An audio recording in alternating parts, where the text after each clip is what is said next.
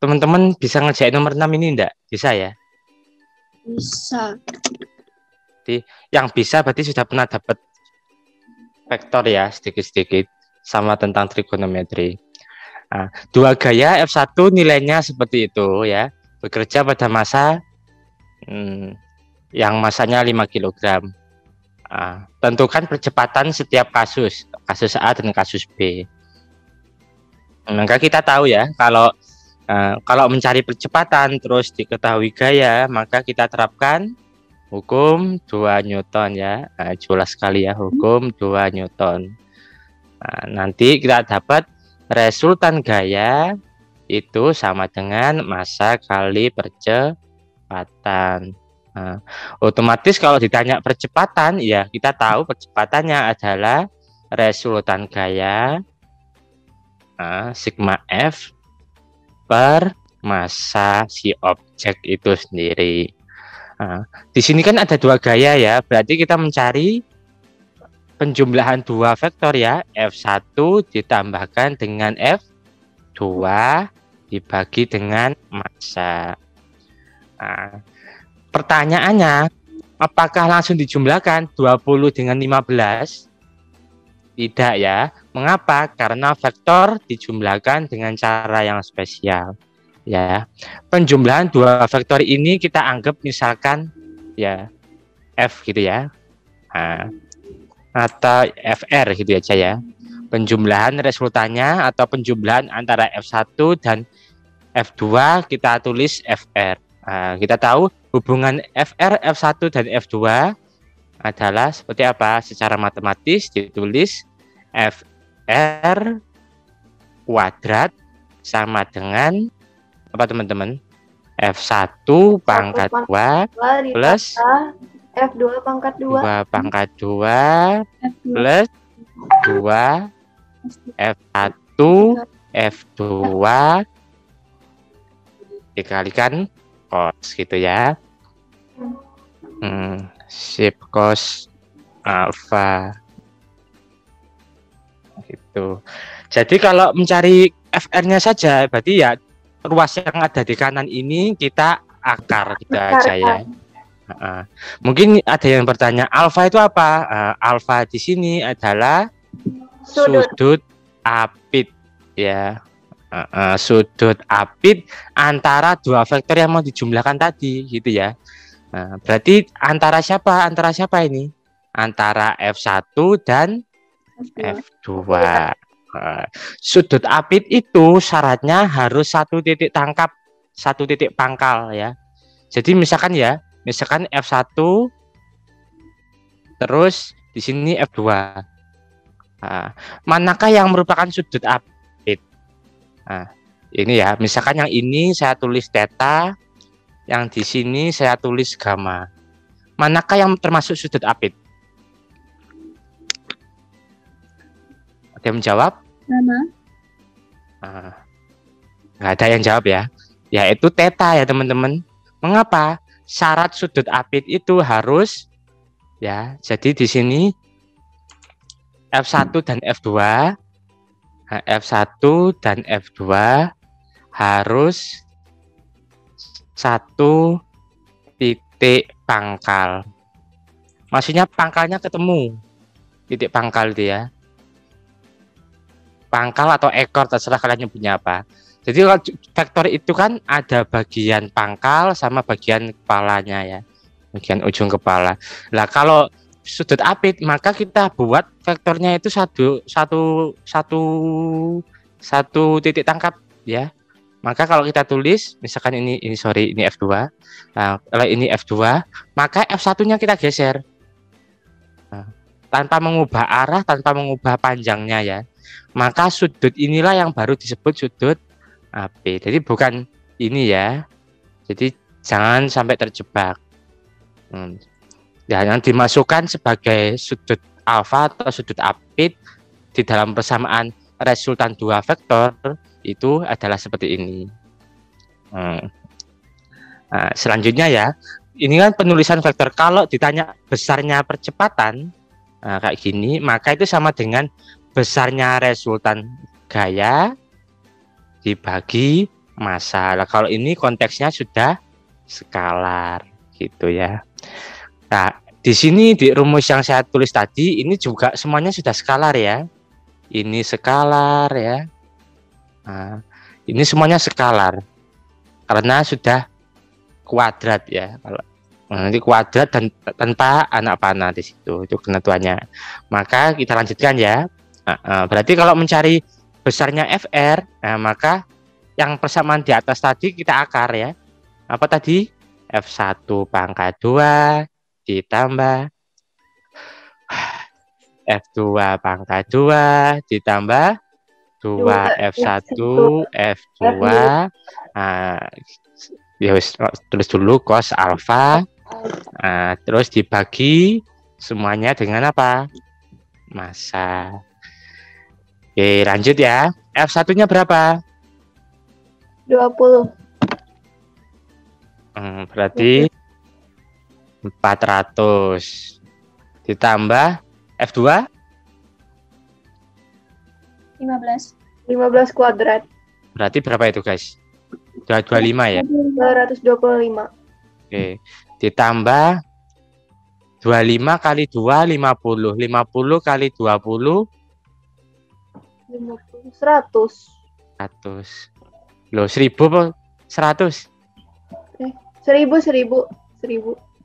Menariknya, kalau di soal pertama sudutnya berapa teman-teman? 90. Nah, cos 90. Cos 90 berapa? 0. Nah, ada yang perlu belum tahu cos 90? 0. Kadang lupa Kak. Oh, ya habis ini saya kasih tahu ya. Jadi ini mirip kayak Pitagoras ujung-ujungnya Rek ya. Ini kan karena 0, ujung-ujungnya kayak Pitagoras. F1 pangkat 2 ditambah F2 pangkat 2 saja kan. Nah, ini ketentuan untuk yang alfanya sama dengan 90, yang tegak lurus. Pokoknya kalau ada dua vektor, mereka tegak lurus, maka penjumlahan dua vektornya itu bisa pakai Pitagoras ya. Contohnya apa? Misalkan kalau ini Fx ketemu dengan Fy. Nah, Fx dan Fy itu kan komponen dari gaya F. Nah, maka untuk mencari besarnya F, F itu kan resultan ya. Resultan gitu ya. Resultan dari Fx dan Fy, maka udah berlaku ya, langsung F di sini itu kuadratnya sama dengan Fx kuadrat ditambah Fy pangkat 2 gitu ya. Jadi setiap gaya itu selalu diuraikan jadi dua komponen ya. Kalau matematisnya itu ditulis Fx ditambah Fy. Tetapi karena ini vektor nggak boleh langsung dijumlahkan ya. Untuk mencari nilainya F itu yang ini, yang saya kotai warna oranye. Nah, itu.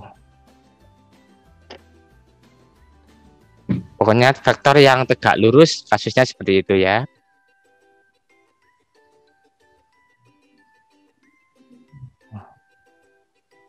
Iya sih. Oh, gitulah. Ini saya hapus saja. Jadinya berapa itu? 625 ya, alias oh ini kurang per M ya, sorry. Per M, ini berarti per M. M-nya berapa guys? M-nya 5. Oke, 5 kilo ya. Oke. Berarti ini kan berarti akar 625. Akar 625 betul ya? Per 5. Berapa itu? 25 per 5. Nasinya 5 meter per second pangkat 2. Nah, itu. Habis ini saya ajari menghafalkan sudut sin dan cos ya. Ini jawaban yang berapa ini? Poin A ya. Sekarang poin B. Nah, poin B plek ketiplek sama caranya ya. Nah, berarti besarnya percepatan A itu sama dengan besar resultan per massa gitu ya. Nah, lanjut ya. Wis ini tak copy paste aja. Tulisannya ada apa? Nggak ada ya, nggak ada yang tanya ya. Oke, copy terus dipaste. Kak, Ya, Kak, M tuh apa, Kak? oke, bagus pertanyaannya. Nah, dari hukum 2 Newton ya, sigma F sama dengan M kali A. Berarti M itu apa? Masa. Masa. Nah, Masa. masanya bukan 5 loh, bukan ya? Betul kan? 5. Oke. Satuannya apa? Satuannya Kilogram. Kilogram. Kalau saran saya kalian nyetak soal ya, Rek. Jadi kalau soalnya saya kasih itu kalian print. Jadi teman-teman bisa megang soalnya. Gitu ya. Biar nggak scrolling atas bawah terus. Paham? Menjawab ya? Oke, lanjut ke sini. Juga sama ya, bedanya nilai cos alfanya itu alfanya sama dengan 60 ya untuk kasus B. Jadi ini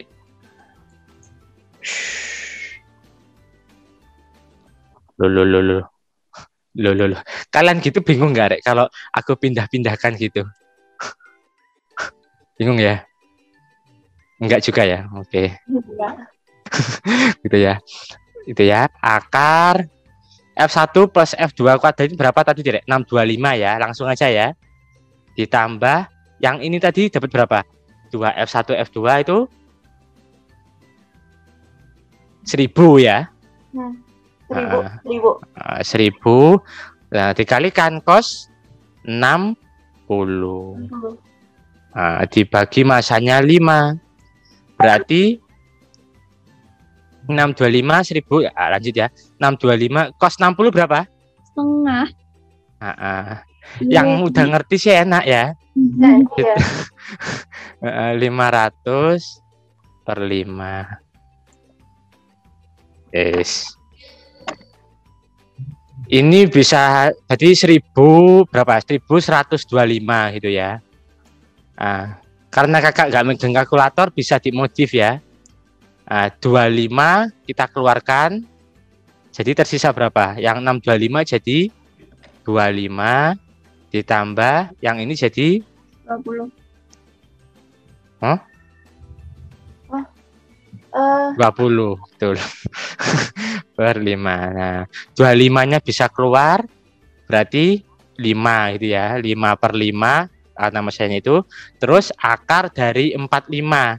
45 itu perkalian antara berapa dengan berapa? 9 kali 5 gitu ya.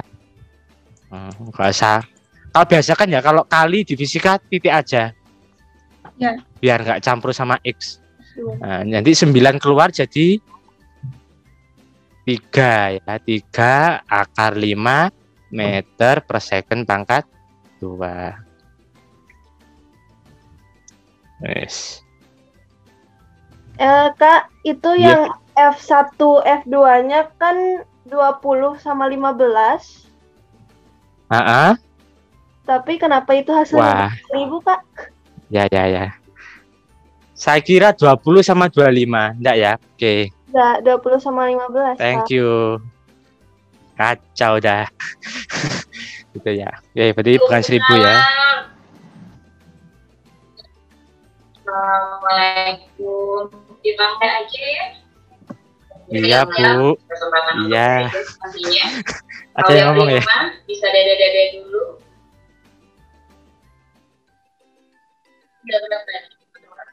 Oke, lanjut. Berarti berapa ini teman-teman? 2 kali 30 kali berapa sih? Berarti ini salah juga ya.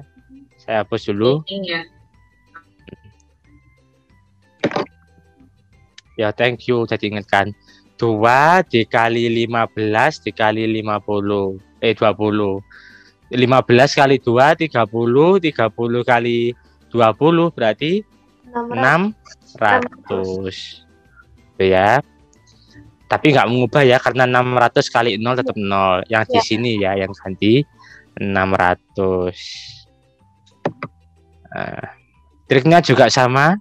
Kalau nggak bawa kalkulator, 25-nya dikeluarkan. 25 yang di sini tersisa 25 ditambah 600 itu berapa? 4 kali 6 ya, 24 ya. 24. 24. 24. Oh ya, thank you. Nah, 25 keluar nanti jadi 5, 5 kecoret dengan 5, jadinya tersisa 29 bilangan prima ya. Berarti nggak bisa diakar. 29 meter per second pangkat 2 akar. Gitu. Kak, itu 600-nya lupa di kos 60 ya, Kak? Iya. Iya. Astaga, thank you. Gitu. Aduh, ada apa saya dengan malam ini? Teman-teman terus semangat ya. Lupa makan Jawab. kali.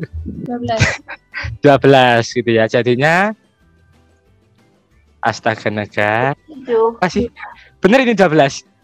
300 ya. Ini jadi 300. 25 keluar. 4 kali 3 12 bener ya. Iya. Berarti ini akar 27. Akar 27. 37, Kak. Oh ya, ya. Thank you. Wes. 37 juga bilangan prima. Makasih. Sama-sama, Kak. Ah.